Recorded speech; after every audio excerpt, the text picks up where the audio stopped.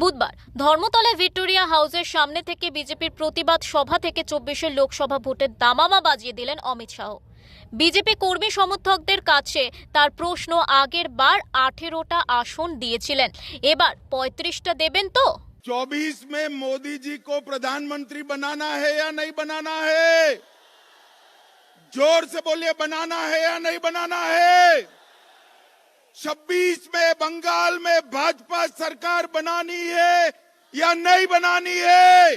এদিন অমিত শাহ সভা মঞ্চে উপস্থিত ছিলেন রাজ্য বিজেপির সভাপতি সুকান্ত মজুমদার, বিরোধী দলনেতা শুভেন্দু অধিকারী, দিলীপ ঘোষ, রাহুল সিনহা, অমিত মালব্য, অগ্নিমিত্র পল সহ বিজেপির শীর্ষস্থানীয় নেতৃত্ব। ভাষণে অমিত শাহ কৌশলে বঙ্গভঙ্গের স্মৃতি উস্কে দিয়ে বলেন, এই ময়দান থেকে সুরাবদ্দির ডাইরেক্ট অ্যাকশনের ডাক দিয়েছিলেন আর গোপাল মুখার্জি তা প্রতিহত করেছিলেন। इसी मैदान में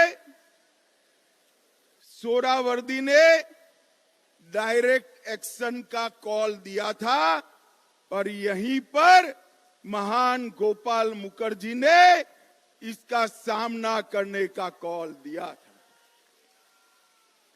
यही मैदान है जिसने पश्चिम बंगाल को हिंदुस्तान के साथ, भारत के साथ जोड़कर रखने का काम किया है।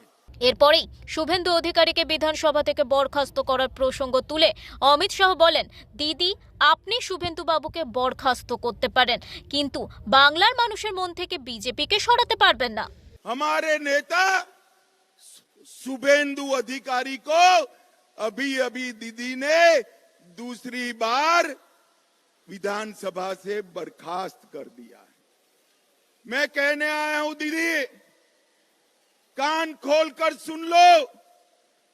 शुभेंदु जी को आप विधानसभा के बाहर तो निकाल सकती हो, परंतु बंगाल की जनता को चुप नहीं कर सकती।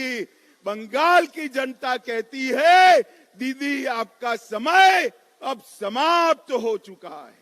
পাশাপাশি মুখ্যমন্ত্রীকে চ্যালেঞ্জ জানিয়ে অমিত শাহ বলেন, ক্ষমতা থাকলে জ্যোতিপ্রিয় মল্লিক, পার্থ চট্টোপাধ্যায়, অনুব্রত মণ্ডলকে দল থেকে সাসপেন্ড করে দেখান। अरबों खरबों रुपया बंगाल की जनता का इन्होंने खाया है।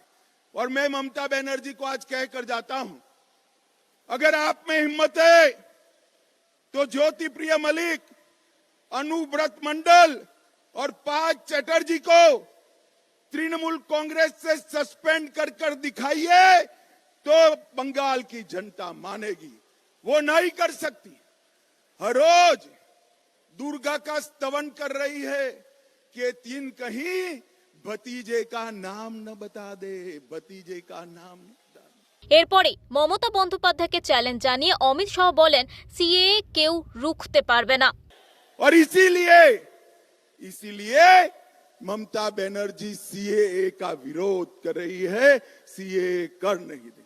मगर मैं आज इस सभा में कहकर जाता हूं, ममता दीदी, सीएए देश का कानून है, इसको कोई रोक नहीं सकता और हम सीएए को लागू कर रहेंगे। এদিন সভা থেকে তৃণমূলের তোলা কেন্দ্রীয় বঞ্চনা জবাবও দেন অমিত শাহ।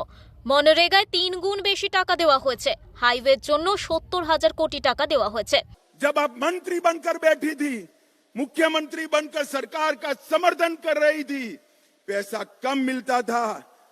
यूपीए सरकार ने 14,000 करोड़ रुपया दिया, मोदी जी ने 54,000 करोड़ रुपया देने का काम किया।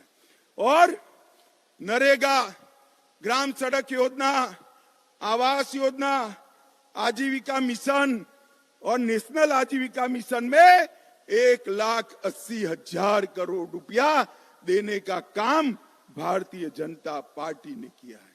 और नेशनल हाईवे के लिए टोटल 70,000 करोड़, लगभग 16,000 करोड़ रेलवे में, बंदरगाह में 1,000 करोड़, सिंचाई के लिए 3,000 करोड़, कुल मिलाकर आपके 2 लाख करोड़ के सामने भारतीय जनता पार्टी ने 8 लाख करोड़ से ज्यादा रुपया देने का काम भारतीय जनता पार्टी। এদিন নিজের ভাষণে কাশ্মীর থেকে ৩৭০ ধারা রদ, শ্যামাপ্রসাদ মুখার্জি চন্দ্রযানের সাফল্য থেকে নতুন সংসদ ভবন সবেরই উল্লেখ করেন।